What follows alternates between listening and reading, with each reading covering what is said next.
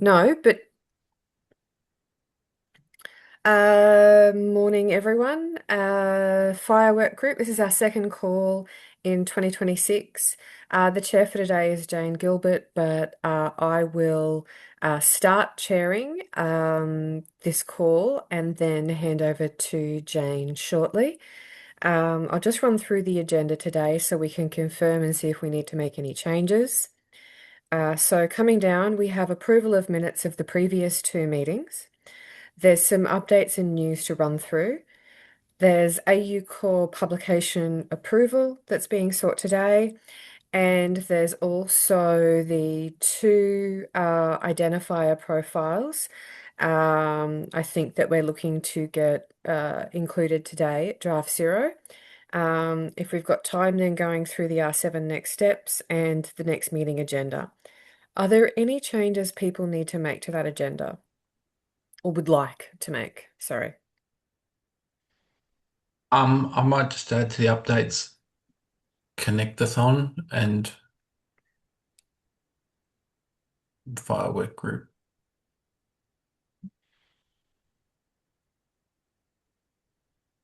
mainly the Firework Group, but that event. Okay. Yeah. All right.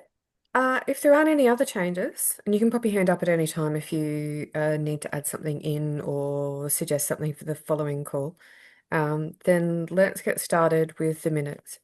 We'll start with these ones, which I think were sent round. When were these sent round, Brett? The ones from December? Last night. Oh. Yeah. So if they've only been emailed round last night, Yeah. then I would suggest that perhaps we still need to Do it next postpone time. approval. That's good. Anyway, they're up now. Okay, Yeah. so that's out. What about the ones from January? That So I'm from our not so last sure. call. I'm not sure they've been around either. I don't think they've been sent out, but they are Yeah, here. they All are right, so finished. we will Yeah. Yeah. postpone and we'll ask the group to review the minutes, please, because they are both available now. All right, let's move into updates and news. Right. Brett. I was going to talk about Firework Group lists because we don't do it very often, but I think everyone here is already on the list. So maybe just if there's people you know that should be on the firework group list and are not, let them know. I think I'm going to try and put something out more broadly because we don't really have a way to sign up that's very easy. Um, so I will follow that up elsewhere. Just looking at this, it doesn't really Yeah, make it clear. I mean, it just says no, requests can be made to the group mail list, but it doesn't actually say that's how you join. no. So, yeah, I would suggest we need a little call out box underneath here to say to join the firework group. Yeah, yeah, that's it. I think, yeah, just trying to. I have heard a few people interested vaguely, but yeah, it's good if we can let them know how to get on the list. Um, cool. So what you're suggesting in terms of that is what in particular, like what actions? I think let's do an action. Let's update the Confluence page to tell people what to do. That'd be good. Hmm. And I think that we can just even we can do even just do admin at HL7 for that. But So what will we tell yeah, them to do? To what? Oh, to email email. admin at Yeah, at this point. hl7.com.au. Okay. Yeah, that'll get to the right people and we can manage the list. But two, I Okay. think, yeah, that so let's I'll add something to that effect to the Confluence page. Okay, so we'll put that action on you, and then can we review the change to the Confluence page in the next call? So we'll make that Yep, the timeline. yep, All right. that's a good start. Okay. So then the Yep, second item, I think that's also you, Brett, yeah, going through that. yeah, just ballot sign-ups. I think people here already know the ballot is open for sign-ups. Yeah, if you do get a chance to promote it elsewhere, please do. Closes on the 13th of Feb. Are there any That's a questions bit. around the upcoming ballot or how to sign up?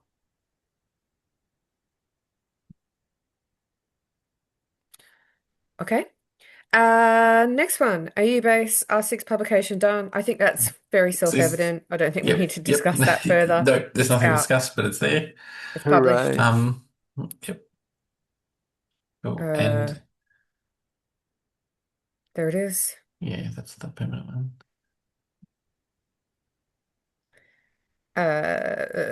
Yeah, there's its dependencies. Terminology 701 at the time of publication. Extensions pack 520. There is an imminent come like fire extensions pack update, but imminent is still probably a couple of Yeah, months away. yeah. All right. Mm. Yep. If I would like to make a note here as also as one of the editors on the um, AU base R6. If you have it as a dependency or you're trying to load it and you have problems, can you post in Zulip, please? So that we can get onto that. So far, it is absolutely looking like there are no issues. It's all fine with the testing, the downstream specifications, e-requesting and AU core and patient summary aren't having any problems. Um, but if you have find any, please post them in Zulip. And I went and navigated away from today's agenda. Okay, back to it now. Um, okay, HL7AU Connectathon. Who's providing that update? I just wanted to like touch on that just because we I mainly wanted to touch on the FHIR Work Group meeting part of that event. I mean the connectathon will happen, there will be tracks. Um, that is on March 11 and 12 is the connectathon. It's now no longer a symposium, thank you, Danielle. Um, so we'll be holding meeting sessions there. Andy, I don't know. There were some discussions. I think there was even discussions yesterday on some of this. Did you hear any outcome from that stuff? Exactly how many rooms we're getting? No, I don't know the exact. I don't think space is going to be an issue. Cool. Last time we were talking, there was the ballroom that we have at Swiss Hotel is huge. It's going to be split in So two. split. Yeah, cool. Excellent. So there's lots of space. Uh, yeah, we just want to give that day before the Connectathon as a dedicated kind of opportunity for face-to-face working group meetings. There will also be some training or like executive fire maybe, and I'm still talking to the agency about doing something around provider directory, but I've not yet heard back what they wish to do.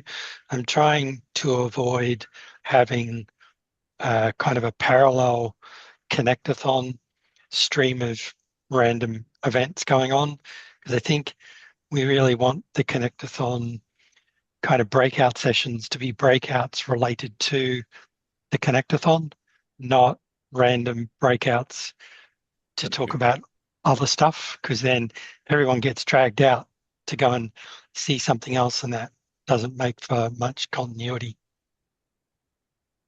Cool. So we're going to Uh, have at least two rooms. Yes. Yeah. So we can start to make plans, I think, on who's going to meet and at least from the work group side and how many sessions we'll need. Knowing Yeah, that and I assume think a few sessions might go to other things. Yeah. I think the Yep. rooms even split, each of the split pieces are still going to be big enough to probably have two groups Oh, in them as well. yeah. It's hard to do a meeting. But with my, I guess, AU Core TDG co-chair hat on and Firework Group co-chair hat on, when can we get a briefing on like what's available for us to do some planning, both in terms of work group and understanding what's hybrid or what the facilities are, and what the opportunities for breakout sessions that might be available. Um, And how would we best find that information out? Would that be a meeting, or maybe we'll get a briefing, a set of email, like information in email, which I think has happened sometimes for previous connectathons where we've kind of just got that in email form. Are you talking about the Connectathon or the working group day? Both. I'll, I'd like to know what are the facilities available? What are the what are the available slots or timings that we could attempt to use for the FHIR Work Group and also, of course, the AU Core TDG.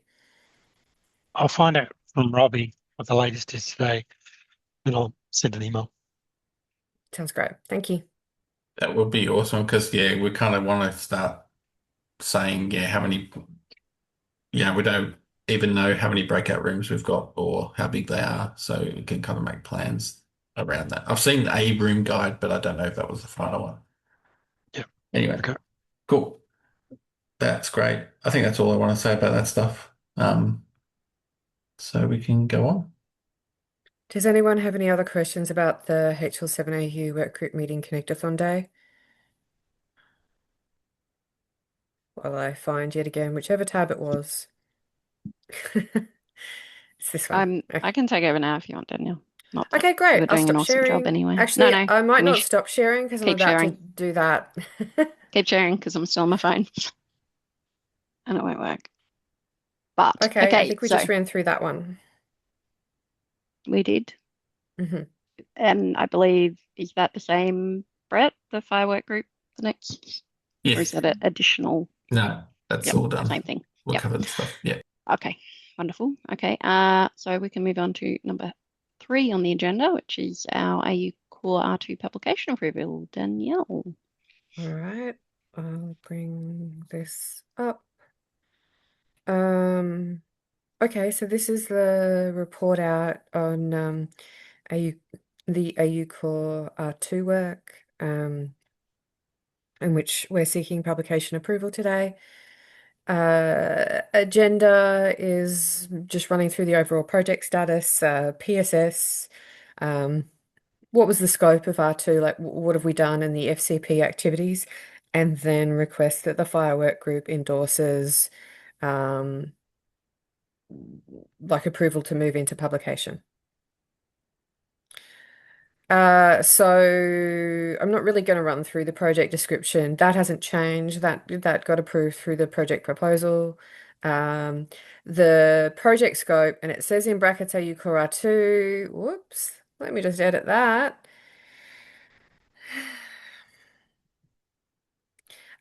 Here is the scope of R2 that we have in the approved PSS.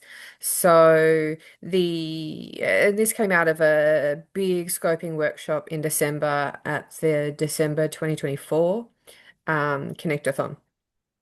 So AU Core is going to expand on R1.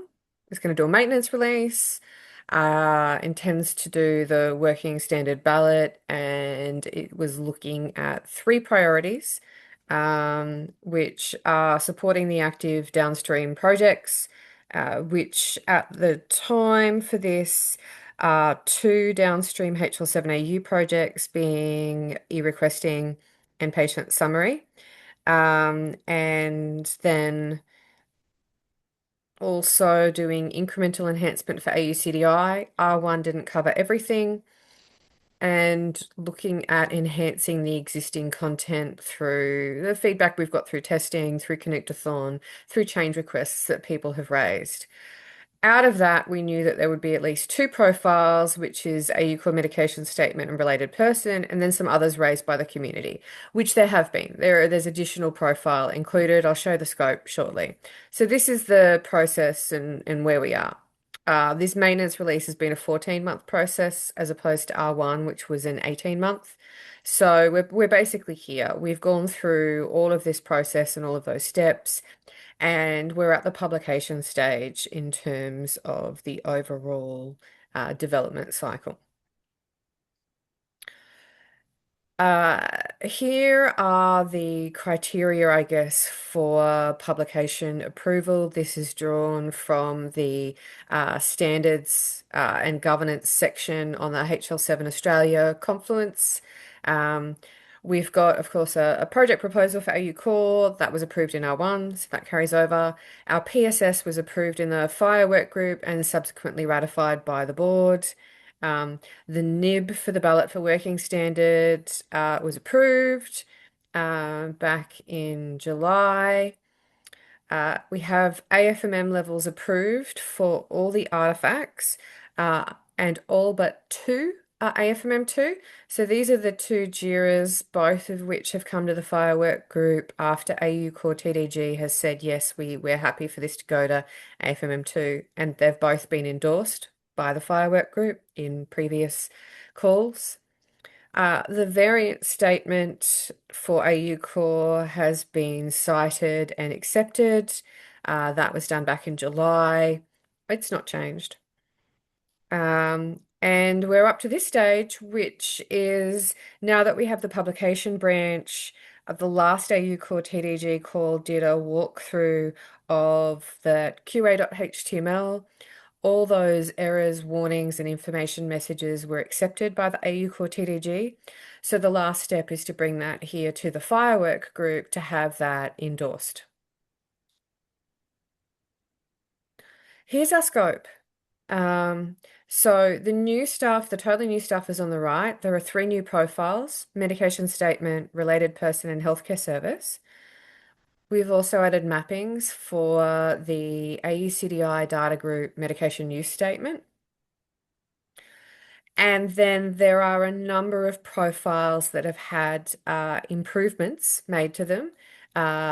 These are substantive improvements, so changes to the structure definition, and they're all indicated with a plus. And of course, over here are also indicated with a plus. So that's where the change requests for existing R1 artifacts have been applied. Are there any questions about, I guess, the scope of R2? Or anything you want me to go into more detail on? I mean, let me know as I go through this. I won't take too long because I think we're probably all really familiar with the project. Here's the AFMM status. So of all the profiles now, it's only healthcare service. Unfortunately, healthcare service has only, I think, like 4 elements that I must support.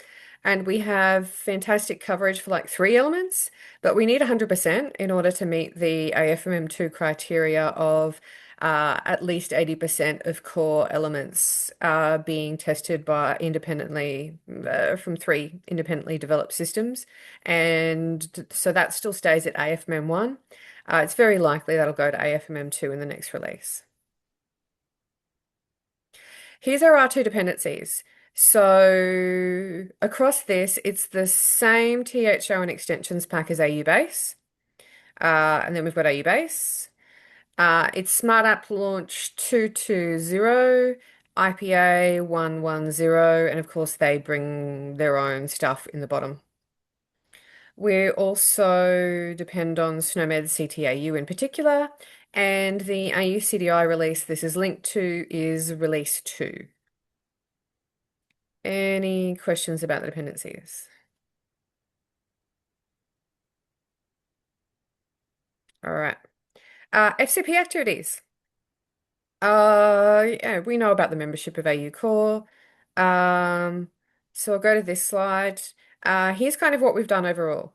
There's fortnightly 90-minute meetings with what was projected to be quarterly face-to-face meetings. We didn't end up using all of them, so I think we had 3 to face-to-face meetings. We had a whole bunch of information sessions, bunch of connectathons and a Spark testing event, and a ballot for working standard. Some of the other things that aren't like there with pretty icons are, I mean, AU Core project participants, they raised feedback on Jira, they participated in the voting, reviewed and submitted comments through Confluence. Although I think we had less participation in AU Core R2 in terms of providing reviews on some of the Confluence proposals. I think that's because a lot of them were pretty niche this time compared to some of the content we had last time. And we had a whole bunch of AU core people come to various AU-based discussions where we were bringing things back from the AU core work into AU base, which there wasn't actually that much change in AU base this time that was driven from AU core. Most of that, I think, was relocating the guidance from AU core back into AU base because there was nothing AU core specific about it. Here's a publication history. So throughout the project, we ended up having these releases. These are all tied to connectathons or testing events. And here's the stats for our ballot. So all our ballots done. We only had 19 issues raised this time, which is like 100 less than last time. So that's good, maybe. In terms of ballot sign up, we still had really good numbers, 60 signed up. Um, Overall, I think it was 51 who participated in the voting, so 86% voted, and we got our pass rate of 88%. You only need 60%, and we got 88, so that's great. And now I'll go through where we are in terms of the QA.html. What I intended to present was the difference. So the difference between what the FHIR Work Group approved for AU Core R1 and base and what is here. Let me know if you want me to go through the whole thing, though I think that will take a lot of time. But I'll just start going through this and we can jump to the publication branch at any time. I will say we regenerated it this morning to confirm that we are still getting, like the same issues, which is great. So AU Core depends on AU Base. Most of our profiles derive from AU Base. So we pick up all the errors, information, and warnings from that. There are in total 2 errors in AU Core, 51 unique warnings, 17 unique information messages. Of these, all the errors have been accepted by the FHIR Work Group previously, so there's nothing new there. The 51 warnings, 6 haven't yet been accepted by the FHIR Work Group. I've got them here, and then we can go look at the actual QA.html if people want to move away from the PowerPoint. And there are, of the 17 information messages, there's only 1 that isn't yet accepted by the FHIR Work Group or like endorsed. So that's unique to AU Core. So I'm just going to run through those unique warnings and information. Here's the first one. We've got what is AU Core Warning 13. There are 2 warnings. These are on examples. They're both on observation examples. And there's a code in the example. In this case, it's that particular code. In that case, it's that particular code, like the 364075005. And these are generated because those codes are, and this is 2 particular situations. One is where we have put a pattern in the profile. And it is a pattern for a SNOMED code that we have agreed in Australia. And so it's saying I can't find that code in the international vital sign set, which would be true. It doesn't have SNOMED codes in there. And that's also the other case. And in this case, that was, I think, the pulse rate example where we've made an agreement on how to include that. So these are examples that intentionally demonstrate values that aren't defined in the slices we inherit from the HL7 standard, which has low encodes in it. In terms of the next set of warnings, these warnings here seem to come and go. They were in AU Core for a bit, then they went away, and now they've come back. This is related to what's being able to be found in the TX HL7AU server. So for some reason, and it is being investigated again, we resolved it last time, by reloading AU base into it, that it's saying it can't find these in TX. I'm getting the same warning with a profile on a core medication statement where it comes out and says can't find SNOMED. Yep. Yep, we've had these come and go over the last couple of weeks. It's something to do with tx.hl7.org.au. Michael Yeah. Osborne and Kyle and Brett are looking into that, so that we can get that resolved. Excellent. Yeah, Yep.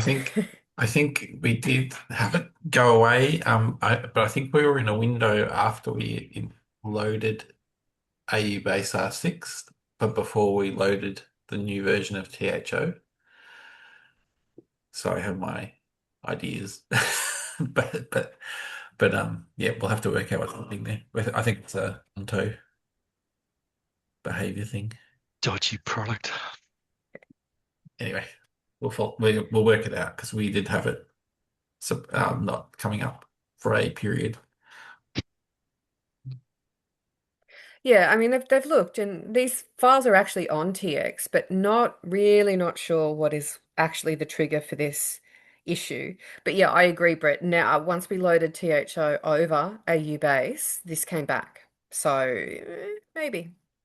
Maybe. Yeah. Hmm. Okay, so that's the warnings. Um, so this is intentional in our examples. This is going to go away, and is to do with TX and its configuration. Then we've got the information. There is only one unique information, and this is the obligation extension one. There are 666 instances of this, of uses of it. At least every R4 IG that uses the obligation extension gets this information message on every use. It's been agreed that this is not a problem for the actual specifications. It's been suppressed everywhere else. We're talking IPS, IPA, EPS. I could keep going. It's a long list. And there's a Zulip channel where that's been agreed with Graham, but it is down the priority list because it's not actually causing any problems for implementers. It's just annoying all the IG authors. And I think that's it. That's the unique stuff. So that's what's different in core to what's already been accepted in AU Core R1 and what's already accepted, what we inherit from AU Base. Um, yeah, are there any questions?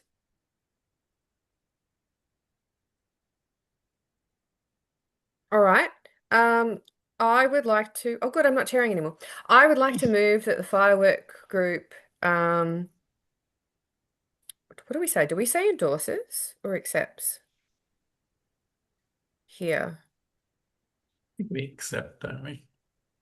Yeah, the AU FHIR Work Group accepts that set of warnings,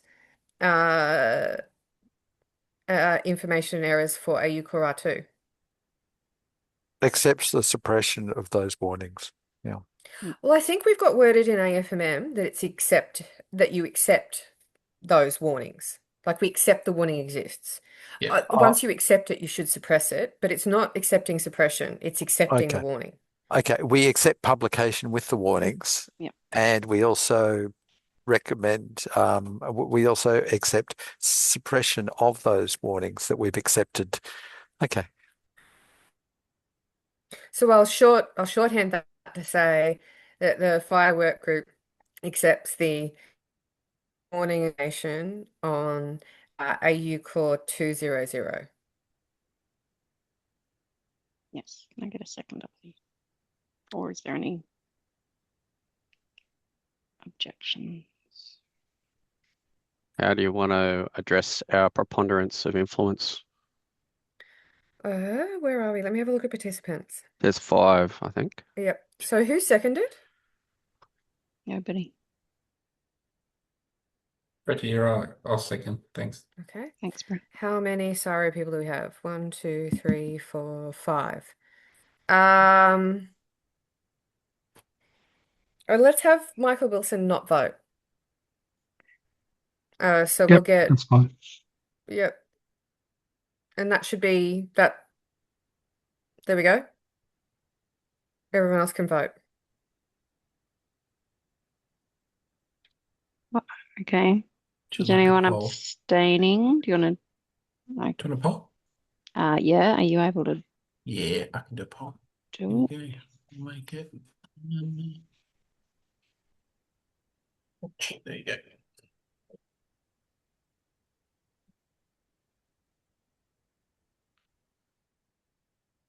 Do I have to abstain because I'm chairing? No, you just, we Okay. know we don't count you. Yes, you just don't count me. Yeah. Yeah, you don't count as a voter. Yep. I think we've got everyone. Oh, Jai's going to abstain. So total, because I'm a plus Jai, do you one. want us to restate the motion? That's fine. Do we need Jai? Do we have enough? Or I We think have we've got enough, enough. but we Yeah. can restate it for Jai. Restate it quickly. I'm happy to Mhm. review. Thanks. We just walked through the unique warnings and information on AU Core R2 and asked that the FHIR Work Group accept those. And then after that, we'll say we've met all the criteria for publication. Can read the numbers. Is that good? Okay. I've got, what have I got? I've got 9 affirmative, 0 negative, and 1 abstention. Okay.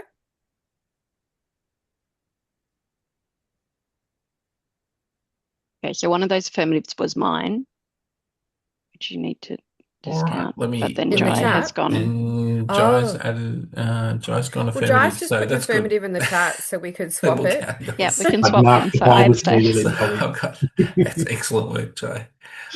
Thank you. And 1 abstention still, yeah. So I've got still 9 affirmative, 0 negative, and 1 abstention. Okay, so with the QA.html approved, that was the last set of criteria to go before we could move for publication of AU Core R2. I'll just here's the key links. Now I should have looked at our thing last time. Brett, as your publication manager, I just want to double check. Is it best that I move for the FHIR Work Group to approve publication since we've met all the criteria? Or is it just obviously you've met all the criteria and since you get the Yeah. form, we don't need to move? What is the You don't need to move if you've passed all Okay. the criteria that will be in the request and we'll check it, which we have already here. So Okay. I think we're good to Then go. I'm done. The slides for this are in PDF on the minutes already. Here are all the links. Let me know if you want me to go into anything more. We've got all the usual stuff like a change log, etc., in there that's also been reviewed by the publication manager to ensure we've met all the right kind of things. I think that's it. Thank you, everybody. Thanks, Yay. Danielle. Congratulations. Sure. Indeed. Very exciting. All right. Are you able to agenda for me? Yeah, sorry, I stopped sharing. I forgot. Yep. I'll do that. I'll go back to share. Okay. I believe the next item is our identifiers. Which I assume, Richard, you'll share, so I should stop. I'll unmute. Yep, I'll Yep. share. Thanks, Richard. Okay. Where's the button gone? I found this share thing before. Now I can't find. Oh, there it is. Share. That one. Share. Okay. Now, is this too big? What can I do? I have a large screen and it may be too big for people. I certainly can't read anything. Okay, I let's can see try it. squiggles. Yeah. On.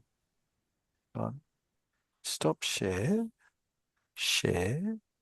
Let's share a window. So if I share that one, share, and make it a bit like that. Is that legible? Yeah, that's better. Okay, right. We've got a couple of profiles. Sorry, no. There are a couple of types Sorry, of Richard, could you just share the link in the chat share for the us as well? share the link. It's not anywhere. It's on It's my not published. drive. Okay, It's no, not that's fine. published. Okay, All right. yeah. It would be nice to have it Wait, published. yeah, once we work that out, I can drop it in the minutes, Yep. because we're planning to do that. Yeah. Yep. Okay. I tried pushing the work to AU base and I ran into some problems. Brett spent half an hour helping me with that this morning, so I'll have to do it later on. I think I spent half an hour not helping you. That's actually what happened. But Yep. we'll work it out. Yep. Okay. Okay, yes. Okay, two types of identifier issued by Services Australia, which are relevant to stuff, to healthcare in Australia. And the identifiers are going to be used in the Health Connect Australia provider directory. So it's wanted to have them in AU base as a general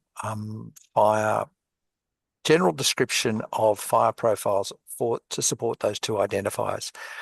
The two identifiers, one is this HSP-O, a healthcare support service provider organisation. The other one is an HAE, oops, that one there, an HAE, a healthcare administration entity.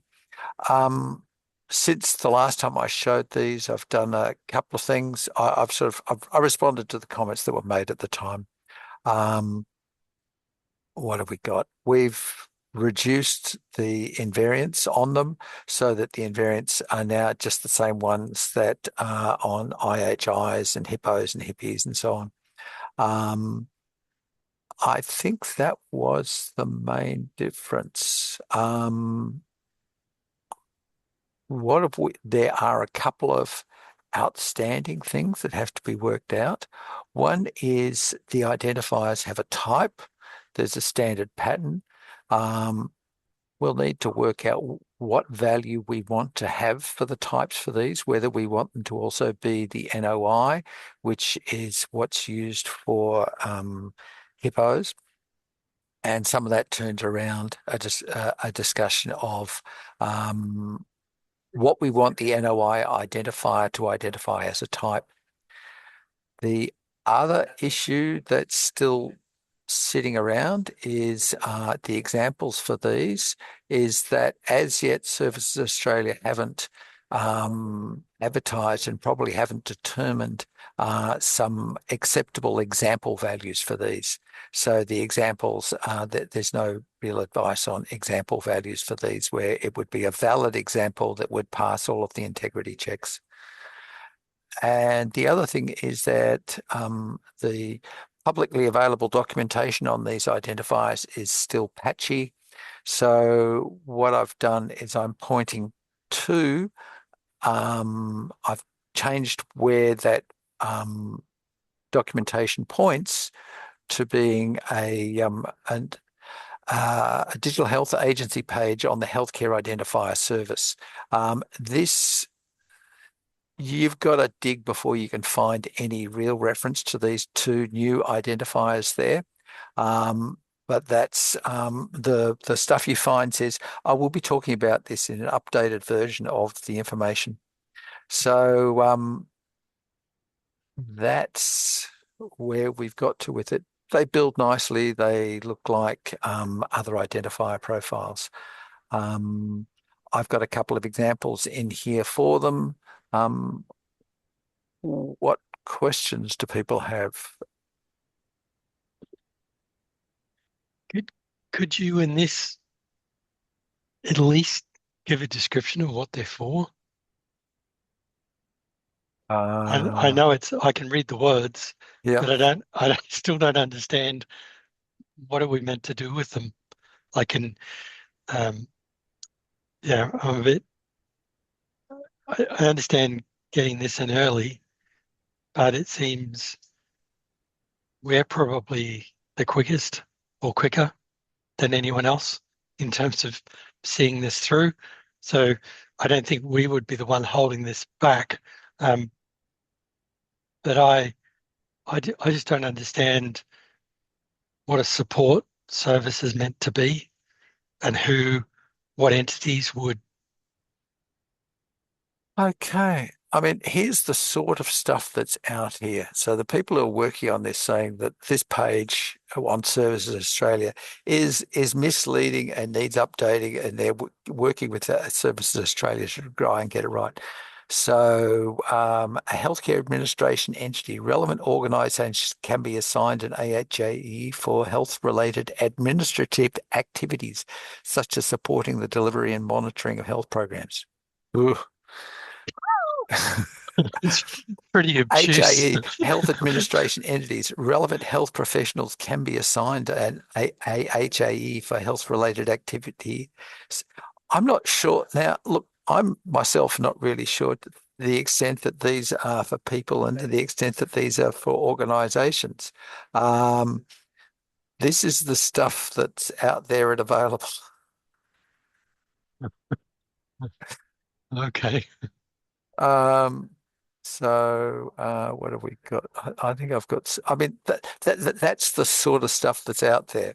So, I mean, one thing is we can say, well, until Services Australia, until we have good descriptions of these, we're not going to accept them. That's an option.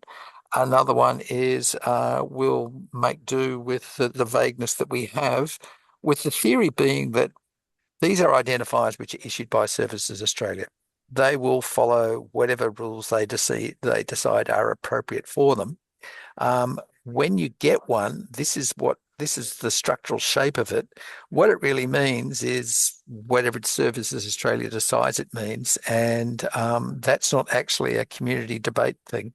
So, I mean, that's a way which lets us get these out the door, lets us get them published, where to a certain extent agreeing on a structure for a strange thing that Services Australia will explain on another day. Danielle. So I have a few comments towards the points you made there, and some of the things I think that haven't been covered, but are things we identified as necessary from the last call on this. But I guess I will preface this by saying I would be happy to accept these into AU basis draft zero for then the refinement work to continue on so that you would actually have this kind of thing there with the URL and so forth for us to continue to work through and play with in connectathons. I can't see this as being AFMM1, like actually like ready for ballot. Um, in February for a number of the reasons that you've suggested. But I certainly have no problem at the level of kind of quality of information of starting to bring this into AU base now so that it can be worked on and tested with. Um, the towards some of the comments, my particular position um on whether or not we need to talk about more about it, noting that it could just be a syntactic structure. Um, I I'm not immediately comfortable with that. Part of that is because we've taken care, including when we had that patient internal identifier to talk about how something is used. I think we've taken care with our identifiers to not just say here's the structure, but also how can you use this identifier in FHIR. So I do think that is an expected part of what we can do. Maybe we can't, but I don't think I think it would be unusual and not desirable for us to land there. The other part is still dealing with NOI. Before we move to AFMM1, I would like to see I guess, a proposal and some engagement on Zulip about the use of identifier type and whether or not we're building out this proliferation, this incredible library, who all have the same identifier type and what that would mean, like who's using it, what are our alternative proposals before we lock that in. I think they're the things that I would like to see to move from where we are now into something that could be balloted. So, Richard, surely when they created these new identifiers, there was a reason. There were certain categories of organisations that did not fit into the current ones. Are they available as a list? Look, there's some information on this. I'll there's some information on this. Let me think out. The identifiers have been, I think, provided for in legislation for some time, but haven't been used. And so what, as I understand it's happening, is that people are currently looking at how to make them used. And so there's a discussion between a team I'm not part of at the agency with a team at Services Australia as to what's actually going to happen with these things. So look, I'll dig harder and see what better descriptions and so on I can come up with. I'm not 100% confident that that stuff exists. That stuff might be, to a certain extent, be being determined over the coming weeks. I think that was probably my point on, I think there's enough here to get this in at draft zero. I think we've got enough stuff here, and then we can work on the additional material, including having a firm position on the type code and understanding more material about how it's used, as we can make that available.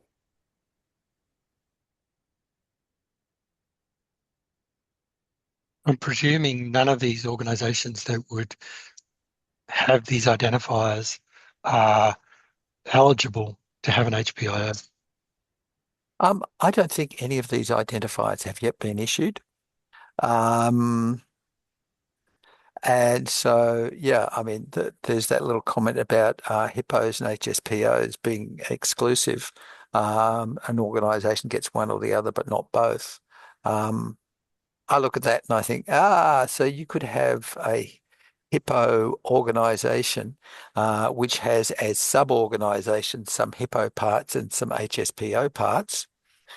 But that's just me looking at the way this might possibly work, not anything I've checked with the owners of these concepts. And how that works with network identifiers? No idea. To a certain, yeah, I mean, these are,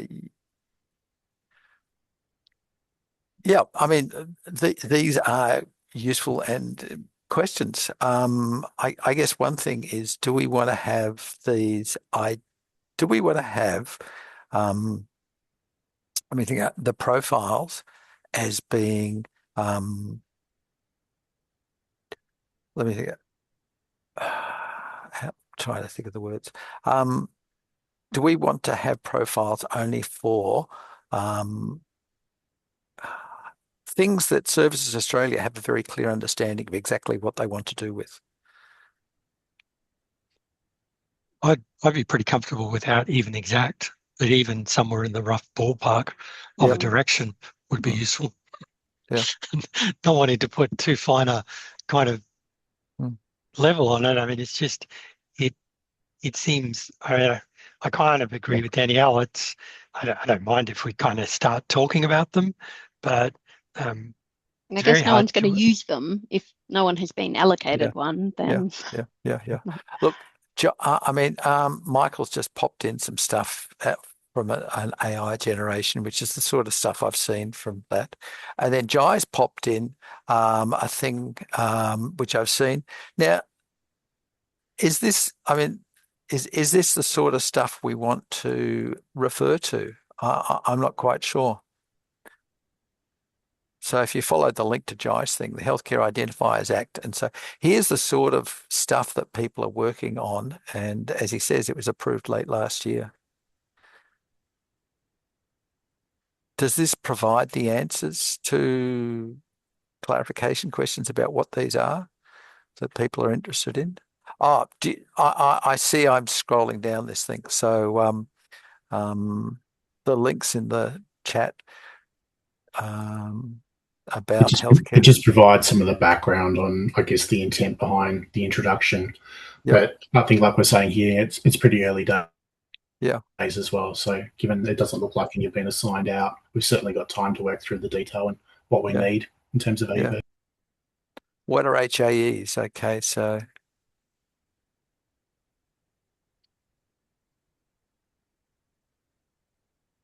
It might be useful to have a table of identifiers and their purpose in the standard somewhere.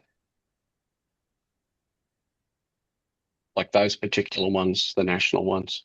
Yep. Is that something that we want to be part of HL7 documentation? I would think that's probably more documentation for Services Australia, they being the owners and custodians of these identifiers. Yeah, we would just link to it, wouldn't we? We wouldn't. That's it. That's it's something that I think probably they should own and we should point at, but they haven't produced and published such a thing. I think there's an opportunity to bring someone from services to this discussion as well, given that the HI service will need updating.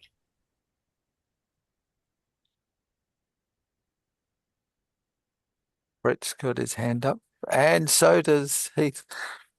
Yeah, I was just like, I think we definitely need to sort out the NOI usage and whether we're going to say NOI encapsulates a set of HIs that are exclusive from each other. Like, because I guess that's a usage question about whether these are strictly, is HPO and this strictly exclusive or not. And so you can kind of make up the NOI space by all of these identifiers. That's kind of, I think, where it mainly affects AU base. Usage-wise, it's going to affect AU core more because we have to know where to apply it and what things might exist in the real world in things people store. So I imagine flexibility may be necessary. Yeah. I expect there's going to be some rubbish trucking around where somebody's allocated an NO has allocated an HOE to something that really should be a HIPPO, and they've just made a mistake with their bookkeeping, and so that stuff will be trucking around. Yeah, or it's like you're talking about where you have an organization made of parts, but they only promote themselves as one organization. So they have multiple IDs and they handle all of that internally, right? In terms of So and I think that's kind of the real world in how it might be represented. So it's about saying we don't want to put exclusions in that stop people using it. So I think we need to explore that a bit. But I think for AU base, it's really, I think the NOI usage is the main thing because otherwise it's just definitional, really, right? Because we're just saying these are the things that exist. And we've got to decide whether NOI is the right type to apply across a set of things. Right. So I'll start a Zulip chat on maybe it should have some stuff in Confluence. A Zulip chat, maybe some stuff in AU-based Confluence about the types for identifiers and which values we want to use. And the other one is what principles we want to use around NOI. Is NOI? That's it. Okay. So that's something I'll take on. I'll start a Zulip conversation on that, on NOI, on identifier type. Yep.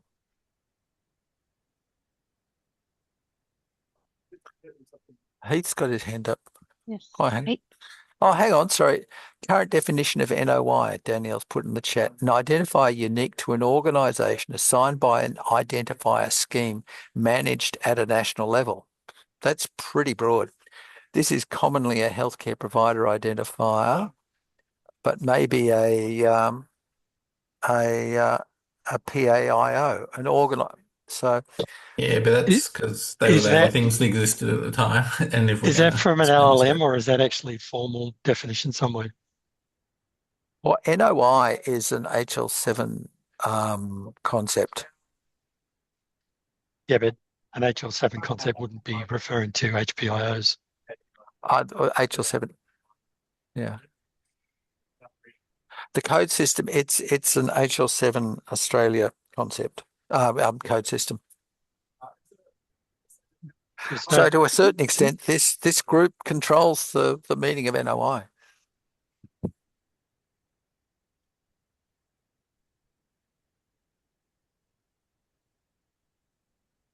Okay. Sorry, Heath, you've been very patient.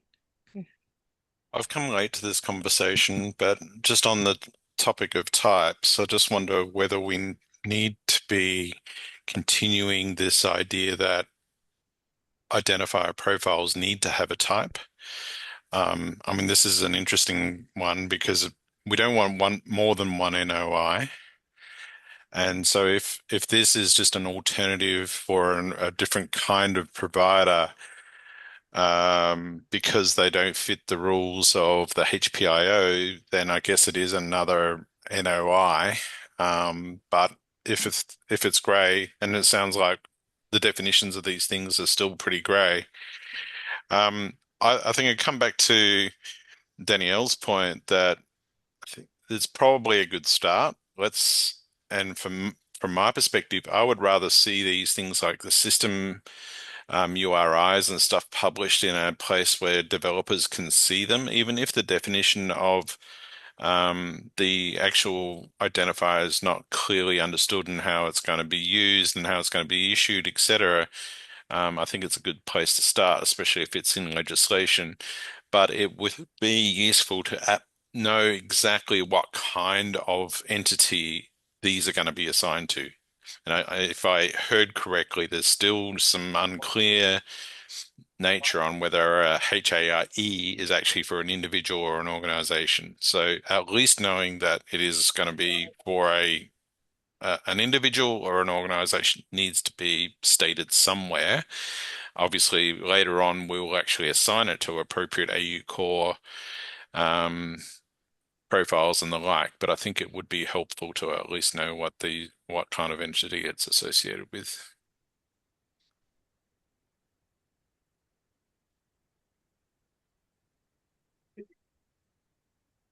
So I think, yeah, the maturity levels is low, but I think we should start the process.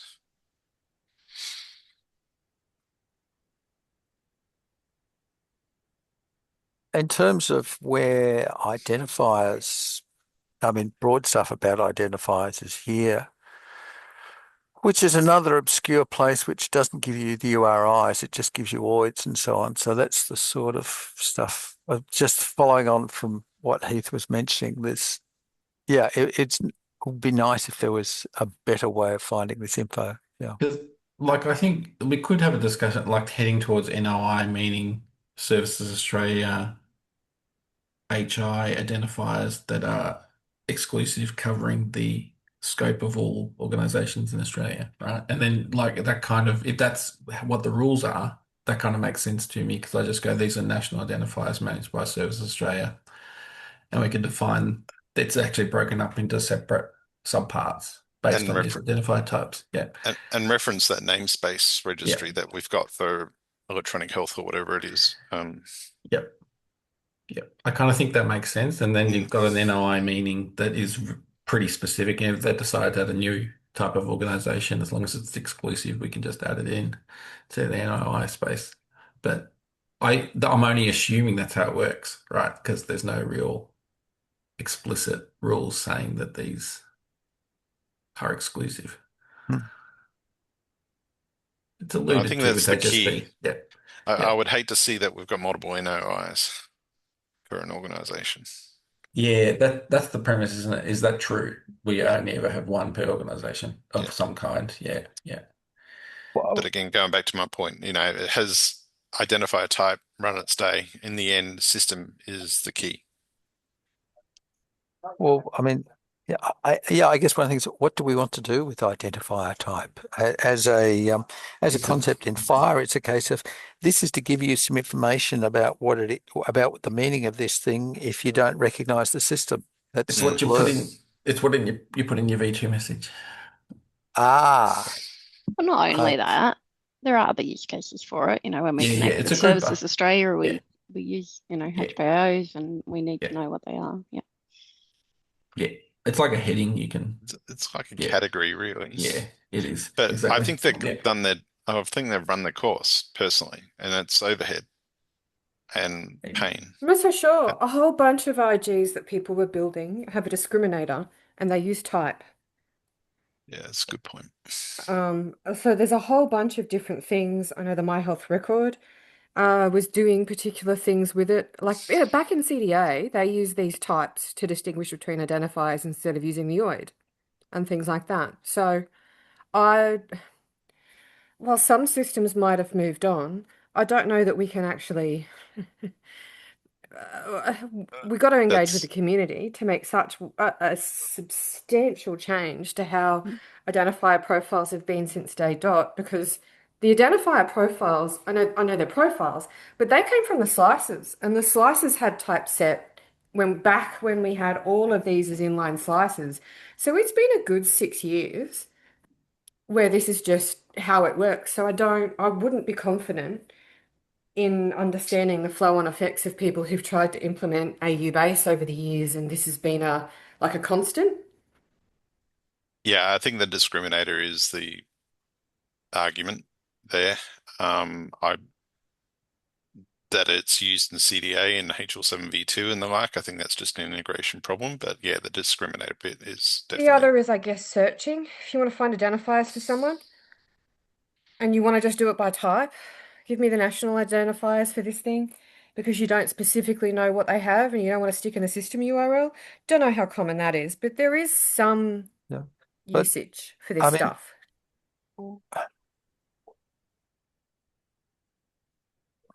um, when you're wanting to search for when you're wanting to search for, would you describe that case again, please, Danielle?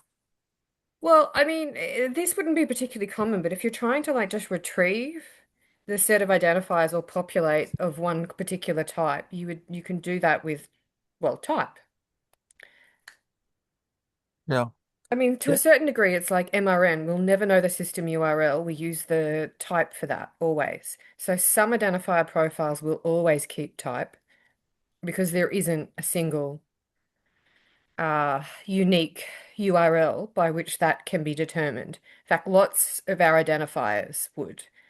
It's these national level ones that have a fixed system, that would be the only ones with the candidate that we could, I guess, relax. We could make the type optional, but I think we would still want to say if you do use type, here's your specific type. So it doesn't completely do away with the understanding of NOI, like where do we use it and how do we use it.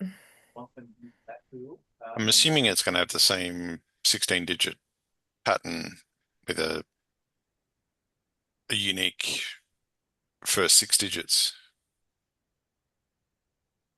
But the Yeah. thing is, It's that's what you use to know that it is an HSP-O in theory. In theory, yeah. Yeah. But there's also the possibility that we could the query prefix. by Yeah. type and value without the system. That would probably be bad fire practice to look for an identifier ignoring the value of system.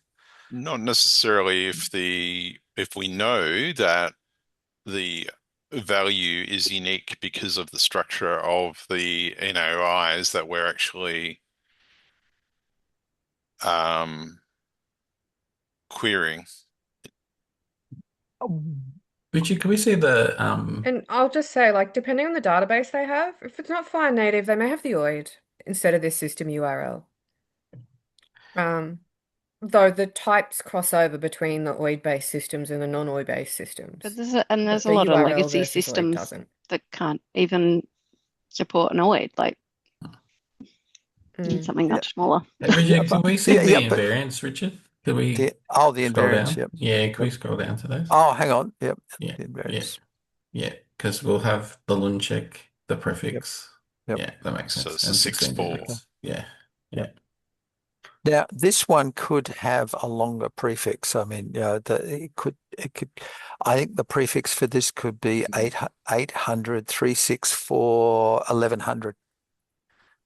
But that 1100 that follows on from the 364, that's the sort of stuff we've decided that we didn't want to go into that extra middle level The of they're the different. partitions. They're Yeah. different, aren't they? Then are they all Well, different, or are well, they?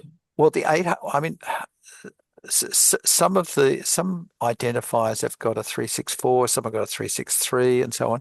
But these two new ones are both 364s, and Okay.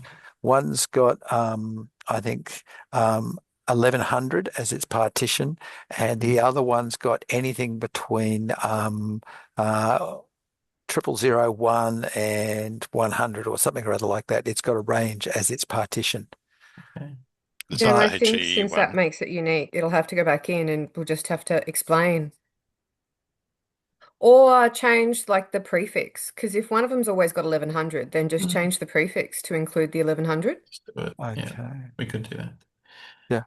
Yeah. Now one's got I mean, yeah, I mean, we could for these say that they have a longer prefix. So if we go to, hang on, if we come back here, Because it's just a validation check, right? So, like, if that's that's it. Yeah. true, always, we might as well check it. Yeah. I mean, say So obviously down in this partition level, there's some kind of plan. What's going on there, right? there is. From what I can gather, Services Australia had forgotten it, and it was part of the agency's corporate memory, but not part of their corporate memory. Okay, so here we go. So hippos, I've got a 362 as opposed to these other ones, which are a 364. And there's a few in this 364 space. Yeah, one's 364 1100s, and then the others are 364 other things as well. I think the 11 is easy Yep. to incorporate and then Yep. could, look at including another check on, yeah. Yeah. I Well, guess look, part of what Andy was raising is that partition in the invariant wasn't just the number shall have be between this range and that range. It like named a thing. And so then there was well, what is that thing? Since it's a mhm. named thing, like a resource management partition. So there was an expectation there would be material available to talk about what a resource management partition is. But if you don't name it and just say, here's essentially what makes it valid and just use the integers, that will be fine. You wouldn't have to explain Yep. that then. Yep. No, that's a good point. Yeah.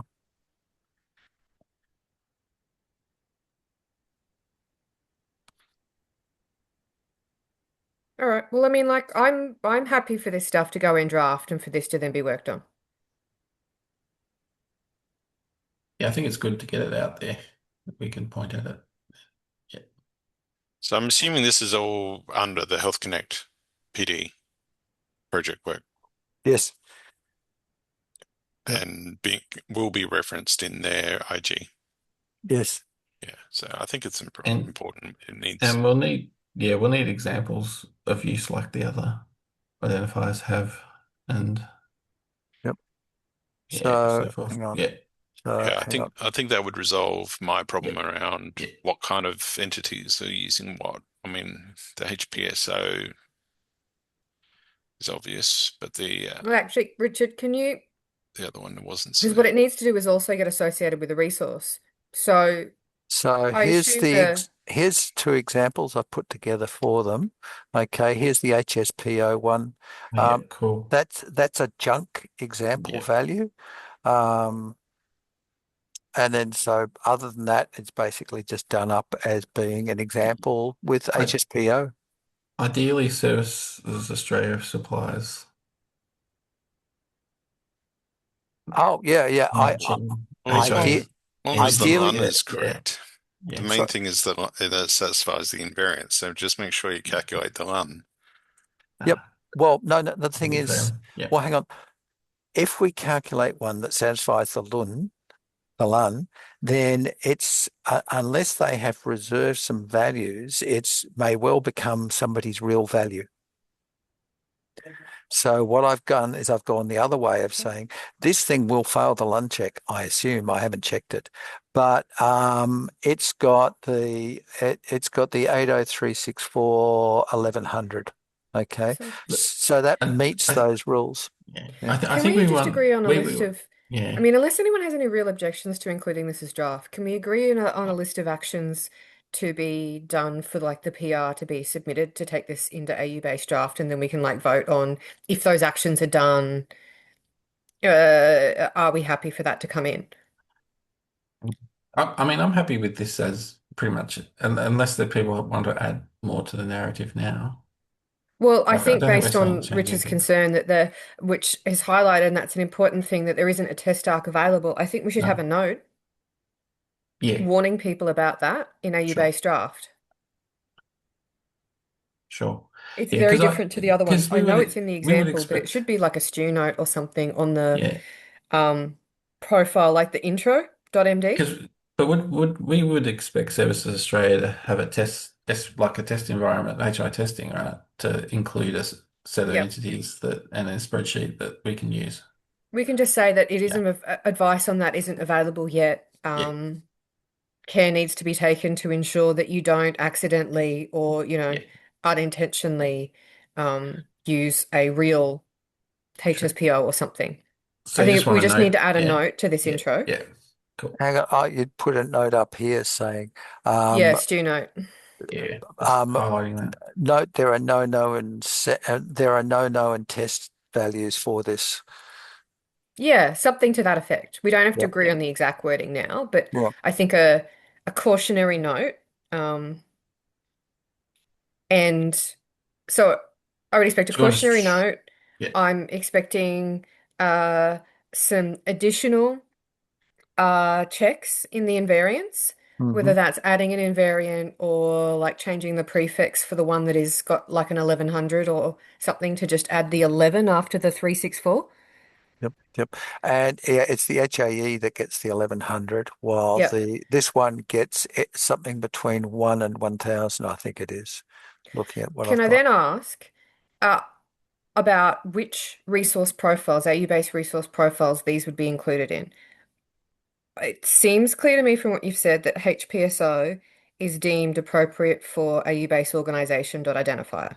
hmm Um, and please. only organization Healthcare for service. HSPO? It's got to I be health. don't know. Health. I presumed it was just organization, but I mean, it's usable in anything really, because we don't say, Well, uh, we use HPO in healthcare service, so I think it makes yeah, sense to use it there as well. Well, yeah, yeah, well, what's it in PD, I guess, is the because that would be the next thing as well. Like if Yeah, it should be associated with the particular resources mhm, that can use yep, this. yep. Look, I'll investigate to see whether there's ideas that they can be used wider than organization. I didn't look at that deeply. Um, and and use it and propose that it's used more widely if I can find other places where it makes sense. Okay. So then in terms of HAE, sorry, it says here organization, but I think we had the query from, I think Andy raised that on, can it actually be an individual that can have a HAE? Yeah. Now, HAE. yeah. Now, my understanding for that has come, sort of, but things have bubbled up in the back of my mind since that came up earlier, is that it actually belongs to an organization, but people can use their organization to identify, the what they're doing. I'm doing this on behalf of the organization with this HAE. So I'm pretty sure it's an organization only thing. But again, Okay, so I'll do some checking on that. would part of the proposal for bringing these drafts into base include listing both of these in AU-based organisation? And I've got an example of that. So,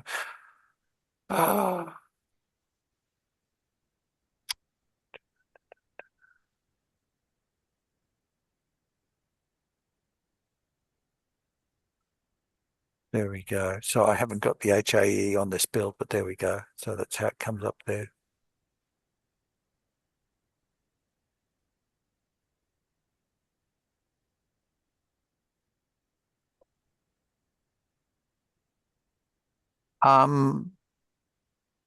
Okay.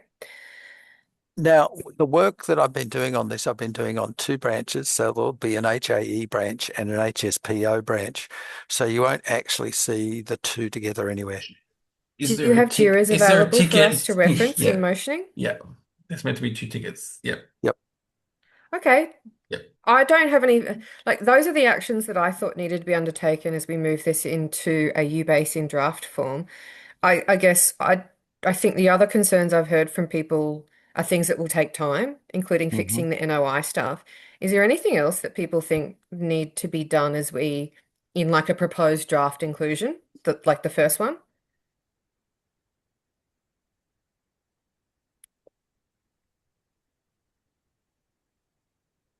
No, doesn't sound like. All right, well, I think we should just motion on each of these JIRAs, Richard. And we can see if we can agree to like move those into base.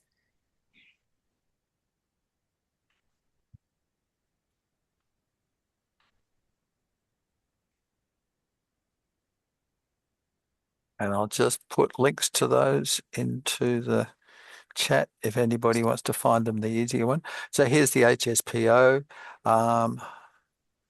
Create an identifier, bit of blurb what we got, links that I found, more links that I find to try and do the documentation of what it's got. And it's got an associated branch in GitHub. Here's a branch for it in GitHub. Can I, so just noting we've only got 7 minutes left, so can I, someone want a motion? Yeah, I'll mention that we add for same as for both tickets, resolve to add these artifacts to a base at draft 0 level, with the fixes noted already, which I have written down, which are prefix constraint extended as appropriate, adding a note that no known test values are available currently, and that we ensure organization AE-based organization identifier type choices include the new identifier types. Okay, so was that Richard who made the motion? Brett. Was that you, Brett? Yeah, that's me. Okay. Brett.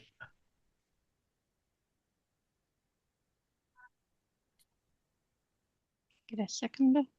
I'll second it, Richard. Okay. Do you want to launch a poll, Brett? I can. I won't vote again to keep the numbers.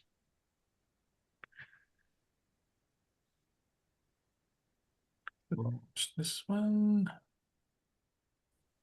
Okay, on the way.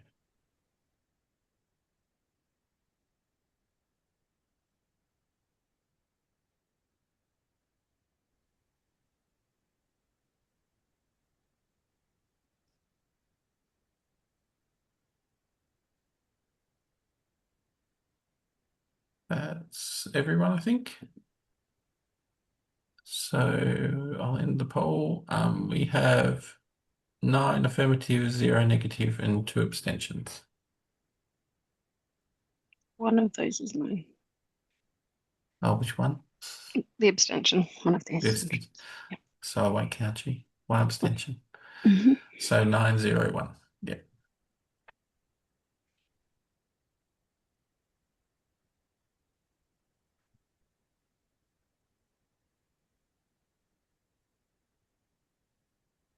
Did you want to speak that, Danielle? Or... Yes, I put it in the chat so I didn't forget. Yep. I would like an additional action, and Richard's thumbed up, so that's great. And ideally, to be brought to the next call for a proposal around identifier type. Whether we, at this stage, they're all mandatory, but even if we look to relax that, we would still be suggesting what the known category for this is. So we do need to have a proposal around how we're going to manage identifier types, in particular for these organizations and NOI. And I think that also needs to have some form of community engagement, like Zulip, to see what people, whether or not people use that and try to distinguish between organization types or something of that nature. So you're concerned about if we start having multiple profiles of the same type causing us problems with slicing? Yes, I am. I'm also worried about, given the broad definition of NOI, that we could, even if we're not running into problems now, there could be 15 of this nature, and I think we might be verging into that it being unuseful. Like the infamous XX code that's on like ABNs, where there's been a lot of known problems with how broad that identifier type is. Um, We also have the and problem with MR as well.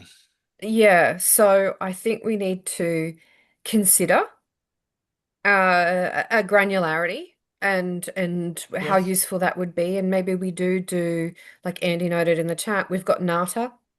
Like we've got some specific ones because they're identifying specific things and we use them well Yeah, specifically. And I think this is another candidate that we seriously need to consider how this would work. yeah.